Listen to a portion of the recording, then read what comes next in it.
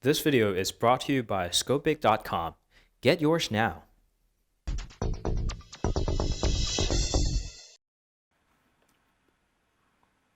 Hey guys, welcome back. This is Phil from Untitled.com, and this is Nextbit Robin, the world's first cloud smartphone. It's got a very appealing design, very interesting piece indeed, and an okay spec as well. It's got a Snapdragon 808 processor, 3GB of RAM, and 32GB of built-in storage, and on top of that, you are given 100GB of free cloud storage on the purchase of the phone. And with the price slashed down to $299, it's more appealing than ever. Is it really the good piece as its design is amazing? Well, let's dive right in. Dominating most of the front panel is a full HD one, and on the right side you are given a key so you can unlock your phone, which by the term unlock, it doubles as a fingerprint reader just like Sony Xperia's, so you can press and hold your finger on it to unlock the phone. Let's do that again. You can just press it to go to the lock screen, and you can use your finger to unlock the screen. And as you get into the software, you might be able to notice that it's resembling the teal color of the phone itself, so you can see that the most of the interface is colored in teal to match up with the color of the phone,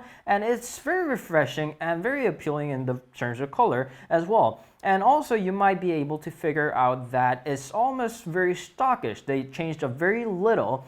This is almost a vanilla Android, even to the multitasking panel, even to the level that it doesn't even have a kill all or reboot menu on the power menu. The one big change that they made is the cloud storage. You can find that out over here, smart storage. So I'm running out of my 32GB of storage, so it syncs all the data whenever you choose it to do that. Here there's an option to back up Wi-Fi only while charging only, back up my applications, back up my media, and so on and so forth. So it synced all my data and they are already backed up on the cloud. And as I get short of storage, it starts deleting stuff, which you can see right here. Those little icons are grayed out, and these are the apps that I use the least. And when you need them, you can tap on that to restore that from the backup. So it's saying that restoring call logs and backup, and you can even see the status on top of here, installing, and give it a few seconds, and it's back right here, and I can just tap that and use it as I never uninstalled it. And the best part about this is that you can even use a third-party launcher and they will act just the same. The icons are going to be grayed out, and you can tap on that to restore even if you're using a third-party launcher, just like that. I tapped on Helium, it's restoring, 3 seconds left, and after 3 seconds it's boom, back and restored and installed. Unfortunately though, that is pretty much everything that I like about this phone.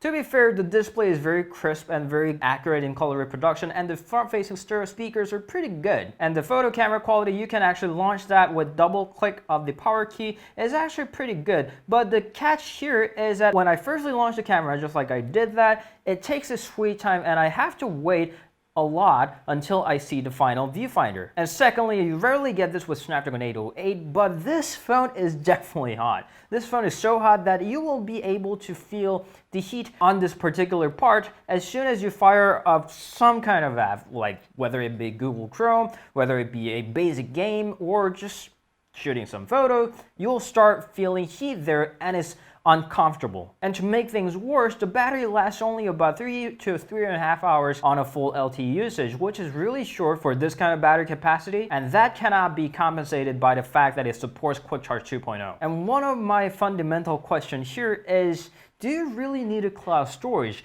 when the microSD cards are so cheap these days? Yes, being able to back up all your data and having some peace of mind that you're not going to lose that data as long as Nextbit is there is great, but you can also get that from Google. And if Nextbit Robin had a microSD card expansion just like everybody else on the market, then you wouldn't have to spend your data or even be connected to the Wi-Fi. You could have just put your stuff on and on. To be fair, just because the design is so new and so fresh, I would have kept this phone even if I never needed the cloud services of their own. But with the heat and performance issues, there is no practical reason why you would want this. Having all the neat new features like the USB Type-C and the dual LED flash is definitely great, and there's a little LED notification to tell you when it's syncing with the cloud, but when the phone doesn't perform great as a phone, it's disqualified right away. And that is going to be what I call the Nextbit Robin. It's a beautiful piece of junk. I will understand you, and I will even forgive you if you get captivated by this appealing design. That is definitely one beautiful piece of phone, but always remember, it's a beautiful piece of junk. Okay, I hope that summed it up. You can meet us on Instagram, Facebook, Twitter, and Google+, and we'll see you guys later. Ciao.